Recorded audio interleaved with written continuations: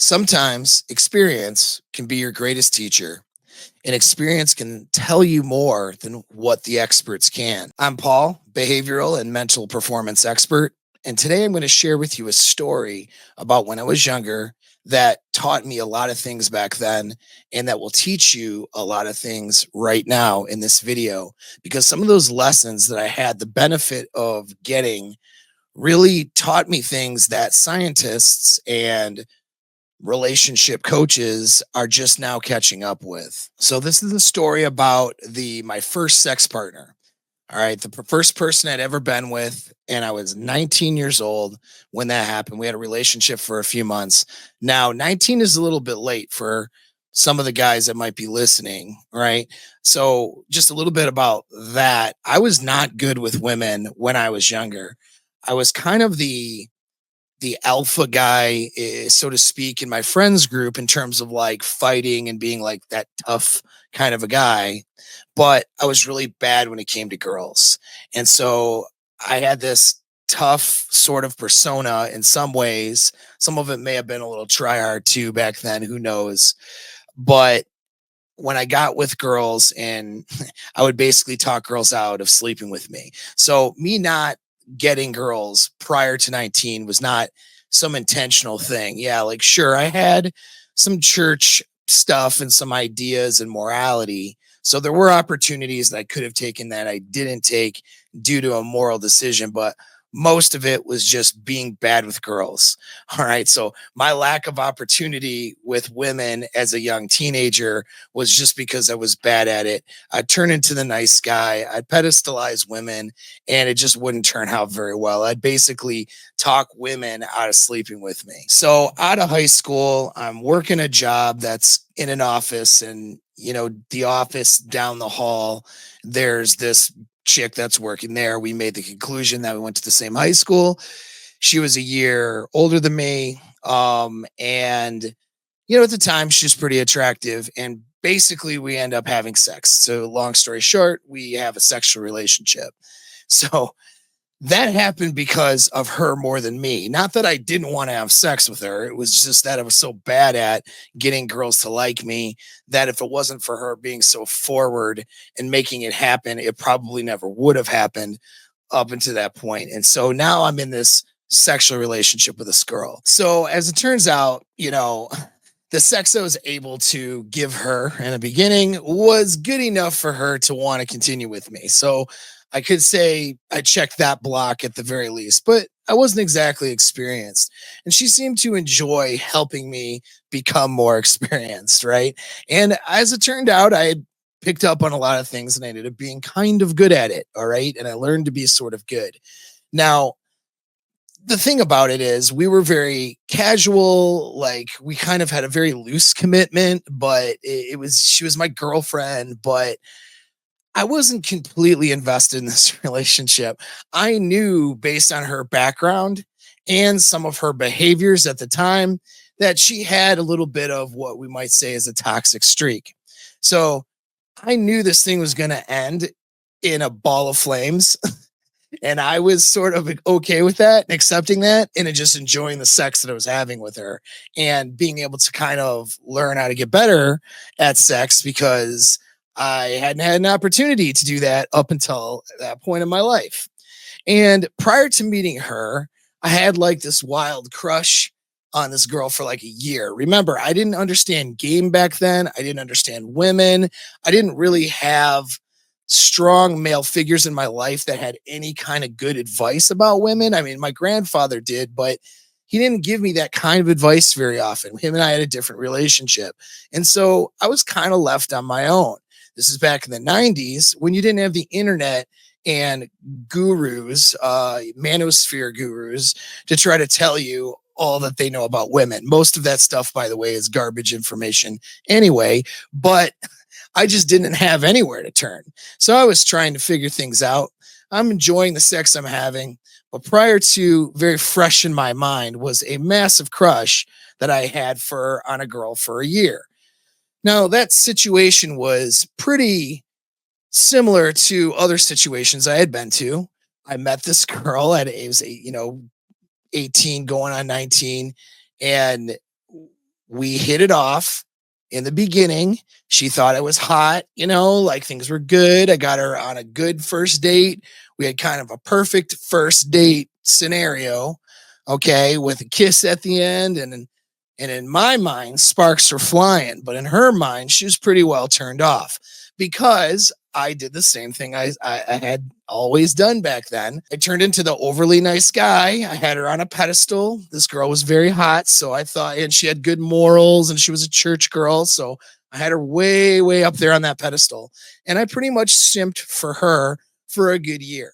And of course, she was very confused because she friend zoned me after the first date, liked my attention and stuff about me, but couldn't figure out why she wasn't attracted to me. I, of course, understand now why that is. It's because of how I behaved and because I didn't know how to behave in a way that was dominant and masculine and conveying a message that I'm the better mate choice in the equation. So the message I conveyed was, you're so beautiful, you're so amazing. If only I could be cool like you. And that, of course, turns every girl off. And then being needy and overly nice and overly emotional, all those mistakes, I had made when I was a young man. And then that fizzles out, that friendship fizzles out, and then I meet the town prostitute basically, and now she's schooling me up on sex. I knew this thing was going to end in a disaster. I had that fresh in my mind. I knew it, and I wasn't worried about it. So I didn't have this strong emotional attachment to her like I did the girl I was crushing on, mind you. And the reason I bring her up has to do with some of these lessons. So we're banging a bunch. I mean, when I say a bunch, I mean a lot. We're talking multiple times per day. I mean, this girl had some things wrong with her, probably, which caused her to want sex in a very frequent way, more frequently than what it was like an addiction for her versus just a desire. And I was able to supply her with that addiction, pat on my back, right, for a few months. So that had been going okay. But all my attention and time had to be spent on banging this girl. I wasn't getting a lot of other things done. I had a couple different jobs and I was in school, and what was getting sacrificed was school. So around exam time, I told her, I need about a week off from you. Okay, I got to I got to cram and study and not fail my classes. So I pushed her aside for a week. She had begged and pleaded to meet up at different times. I told her, absolutely not. We'll see each other next week. So she had proceeded then to go on a very loose alcohol and drug fueled bender, mostly alcohol, and had decided at one of the parties that she went to bang two of my friends who showed up at the party. And so not only did she have sex with two of my friends at the same time, but she also degraded me while she was having sex with them, or so the story comes back later. I was fine. That was my opportunity to get out of this relationship with this crazy person. Unfortunately, that meant the drinking of the fire hose of sexual experiences would come to an end temporarily, and I'd have to find another girl, which after that experience, I started to find that process easier and easier. I wasn't emotionally hurt or damaged from this relationship. I didn't care what she had said about me and some of the things that she had said, because I was very sexually confident at that point, given the experiences I had with her up to that point. Now, one might think maybe I would have had a lot of trauma from this or what have you, and I didn't. I knew what I was getting into. I knew the animal that I was dealing with, and I knew that she would eventually do something crazy and I'd have to break up with her. And so everything went according to plan. No big deal. I wasn't even really bothered too much about the things she had said about me, because I knew up until that point that I'd been greatly sexually satisfying her, and she had a crazy problem, and I was keeping her well satisfied for months. So I wasn't too concerned from a self-esteem perspective about my sexual value. I knew that what she had done was part of cuck psychology, which you can watch some of my other videos on that, and was really part of more feeling a lack of attention from me and being toxic and dysfunctional, that was her very drastic way of getting my attention, or so she thought. But I walked away from that experience with some very valuable lessons. And they're lessons that you guys listening to me right now forget about. Okay. So I'm going to share these lessons for you because they still hold true today, decades later. All right. This is a long time ago for me. The first lesson has to do with why women cheat. And I'm going to do some future videos on this to explain further. But women cheat out of opportunity. That was something that I learned when they have the opportunity to cheat and certain things are aligned for them to cheat, they're going to cheat. Okay. So women cheat out of opportunity. Women often create opportunities to cheat. A woman who's inclined to cheat or is losing interest in a relationship or losing interest in a relationship partner, what she's going to start to do is she's going to start creating opportunities for herself for her to end up cheating on the guy she's with. So that part I seem to have learned and figured out. And so that part seemed pretty obvious to me that this is what they do. They create these opportunities for cheating to sort of happen to them. Okay. And so I figured that out at 19 years old, going on 20. I also figured out that women cheat out of boredom. So when they're bored, they start to get unsatisfied. And when they're unsatisfied, they start to look elsewhere out in the relationship. I also learned that some women who are sexually promiscuous, like this particular girl was, who can't really bond with their sexual partners, which was definitely this girl's partner, they would always get bored faster than a girl who could bond. And with that boredom, they would turn on you and they would have no loyalty and they would be with somebody else. And this was no matter how good of a lover you were or how good the relationship was. So some girls are just going to cheat regardless of how good you are. And it's not a testament of your value if they do so. In fact, if it's that type of girl, you can predict it. There's nothing you're going to do to change that. Now, there are other girls, though, when I could reasonably consider from observing other women who I hadn't been with yet, that there are other girls who aren't going to just cheat like that particular person did to me. And they're certainly not going to revenge cheat and sleep with two friends at the same time. I mean, that was wild and outrageous. It let me know about what some girls are capable of, but certainly I didn't walk away from that experience thinking this is what all women are like. I knew that she was an exception to the rule, and I knew that women who can bond are less likely to get bored and more likely to stay faithful. But what makes them more likely to stay faithful and what makes them less likely to get bored does come down to the sex she's having. I was able to keep this girl faithful to me for several months because I was delivering the kind of sex she needed. She wasn't bored sexually. She was getting, we'll say, pounded down properly.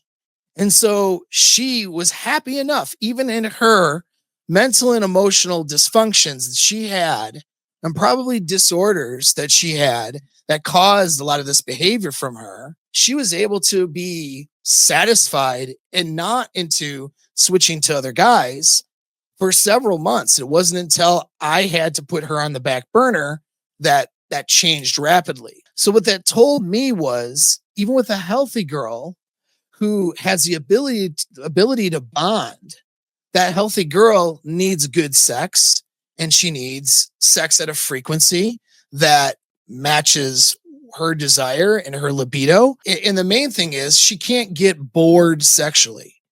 So a woman has to be in a sexual relationship that she's not bored over. A woman who is bored sexually becomes susceptible to seeking sex outside of a relationship, regardless of what her morals are and what her values are. So really cheating does, and whether or not a girl does it on you or not, most of the time is going to come down to the sex that you're able to deliver to her at the time that you're in it with her. So what that means, and what I concluded back then, was that sex is the primary reason or driver for women to cheat. Because I knew up until that point, I had been a simp. We didn't have the word simp. It was not invented back then, but I was that simp, right? I was one of those guys at the time until I had this experience, until I started learning some things. I knew that girls can get guys to do whatever they want for the most part. There's only a small percentage of guys who can't be controlled by a woman. So most guys are in a sexual scarcity, or at least they feel like they are. And most guys, even whether they're getting sex or not, are very easily controlled by women. And so, given that men are easily controlled by women, all of the reasons women say they cheat are generally bullshit, because women will say, well, I cheat for validation. Well, women can get endless validation from men without having to put another man inside of her body. She can get endless attention from men if she's cheating for attention. Well, she can get attention from men without having sex with them. Oh, I felt alone and emotionally, I felt like I didn't have a good emotional attachment to my boyfriend or husband. Well, she can get an emotional attachment from a random guy and not have sex with them. She can have the emotional cheat, the emotional relationship. She can have the attention. I'm not saying she should have that, and that you should have boundaries that would allow for that, but she can go get all of these things, to include resources, from men out there who will absolutely simp for her. And that's most men. So if a girl is having sex with someone else, it's because she wanted to have sex with someone else. It's not because she was lonely and she felt confused and one thing led to another, and her emotions, and she was so needed to be validated, and all of those things. All those things are bullshit. That might account for about 20% of cases, as we'll find later in research, and I will share that with you in another video. But most of the time, about 80% of the time, she cheats because she wants to have sex with the other person. Sex is a means for her to get what she wants.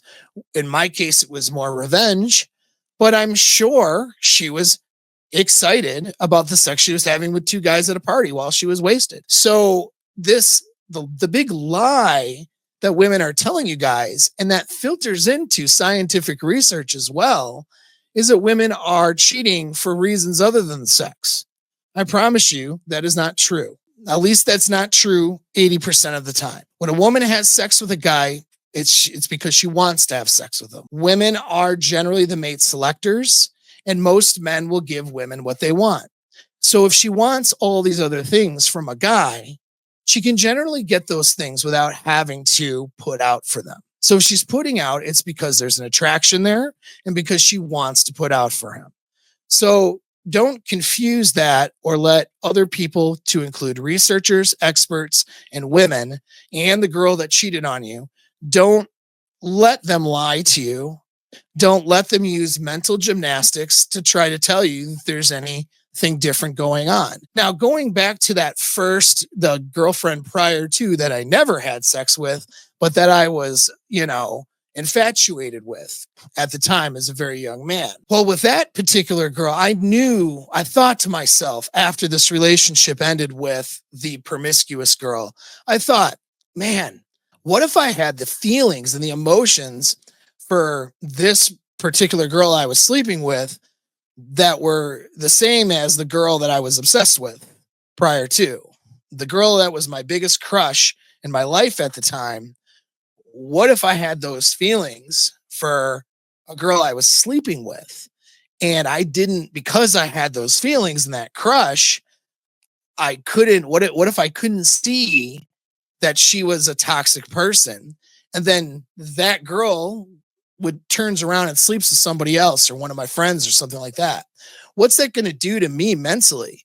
What's that going to do to my confidence and my feelings of being a man with sexual value? And so as a young man, I knew that was going to be a huge problem if that were to happen to me. So at that time in my life, I dedicated myself to understanding sex and learning about sex and how to become good in the bedroom and to become as expert as I can in the bedroom, so that if in the event that it ever happened that I had a girl try to cuck me like this, my first sex partner had, I would know that whatever she said about me wasn't about me.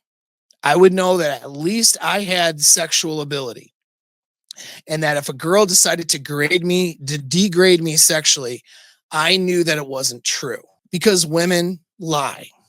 And so I understood that back then, that women lie. And I understood that I needed to make sure that my sexual abilities were at a high level so that if I ever got degraded for it, I just knew that it wasn't true. And and if I had feelings for that girl, and if I really had those love feelings and those attached feelings for that girl, and I had somebody do me like that, I would at least not be so damaged by it emotionally and mentally, because I would know that it's really just her being a toxic person. It's not a statement of my actual sexual values. So I went on a quest of figuring things out. And back then it wasn't so easy. You didn't have websites everywhere to tell you everything. You had to actually go get books. You had to get into, and research BDSM communities and show up to even instructional events and different things, and got into the tantric community and stuff. And you have to learn, you had to go through a process of trying to learn about sex differently than you do today with the internet and everything being so free and open. But I started that process as a very young man, and that is actually what brought me to eventually, much later, being a behavioral expert, relationship coach, and understanding a lot about sexual psychology. And so, with that, the solution to this problem of cheating, to women getting bored, to women not, discarding you, to women losing attraction to you, all those things, the answer to it still to this day is to become sexually powerful. And having sexual power comes from what's in here. It's not necessarily what's down there. And so I went through a process of learning about this and understanding it. There's only so many different ways you can thrust your thing into her thing.